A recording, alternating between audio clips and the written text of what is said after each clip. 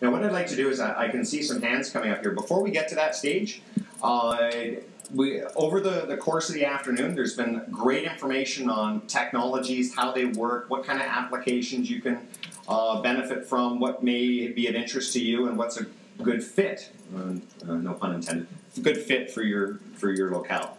In addition to that, what's the program about? How could you get involved? What kind of financing is available? And to wrap it all up at the end, and Dan's got this coming up here, is that there's some tax implications and issues you need to be aware of and things you can do to tweak it. So I'm not going to steal any thunder. I want Dan to finish off with this because this is probably the one thing that's going to save you a fair bit of change.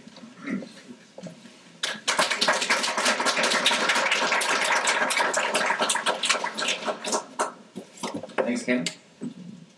So yeah, you're going to be making money. The government likes to know about that. They have this funny habit of wanting to get a piece of everything. So you're going to need to claim this as revenue.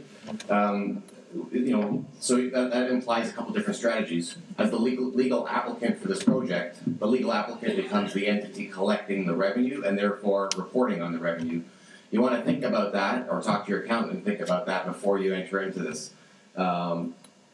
Just simple strategies like income splitting. If one person in the house is the lower of the two income generators, you might want to put this in their name, for example. So just here's some of the nitty-gritty rules. Yes, sir?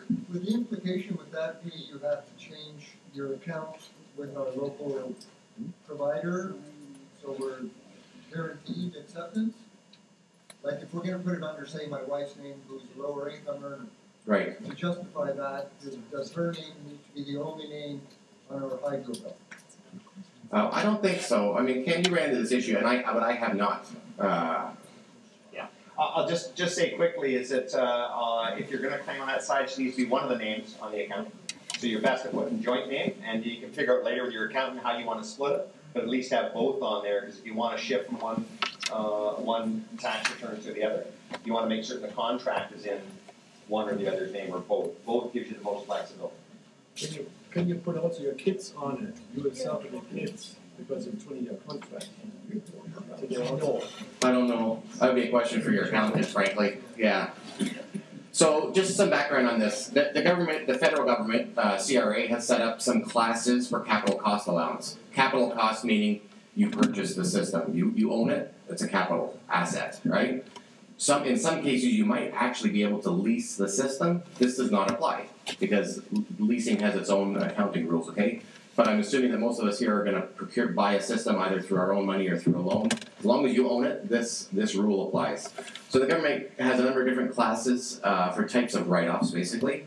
One of them is class 43.2, okay? If you tell your accountant this, they'll probably, I don't know, really enjoy it. I'm not sure what accountants do with this kind of information, but so class 43.2 essentially covers different types of renewable energy projects that you own, and thereby you can claim certain types of write-offs.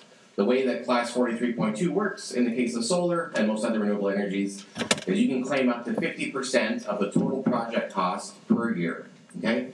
But you won't do that because you actually can't. There's some additional limitations that really fundamentally limit the amount you can claim each year. And this is because the government doesn't want you to have it all, right? They're willing to give you some breaks, but not too many. They're already paying you 80.2 cents for the electricity that you're creating, and they are, yes, willing to give you a bit of a tax break, but here are some of the limitations. The write-off can only be applied, so let's say, just keep things simple, let's say it was a $100,000 project, okay? That $100,000 in capital costs, that includes your consulting, your equipment, the labor, all of the installation costs. It all counts towards the write-off. But you can't apply any of that towards other revenue streams. So if you had a great year financially and you want to show a loss to reduce your personal tax liability, you can't claim $100,000 or 50% of that $100,000 against the solar revenue. You are limited to the net profits from the solar revenue in each year. Okay, and I'll show you an example so that this makes more sense. Lease payments, as I said, work differently. I haven't been able to validate this, but I've seen this reference from another accounting firm, that the CRA required that the system be a minimum 3 kilowatts in size for you to be able to take advantage of the class 43.2 write-off. I'm telling you right now, I've heard mixed messages from different accountants. So check with your own. Graham's shaking his head. Actually, you know what? You and I talked with this briefly the other day, and I seem to recall that does exist because when I put in my other system in 2004, I was just at the zone because the system was 3.54 kilowatts. And if it was under the 3, I couldn't have done that.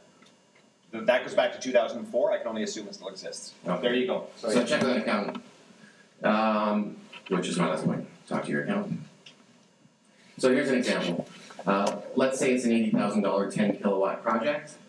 I'm being kind of conservative here, but let's say that your revenue at the end of year 1 is $9,500. That's your gross revenue. That's the total of what you were paid, not including HST from your local utility company.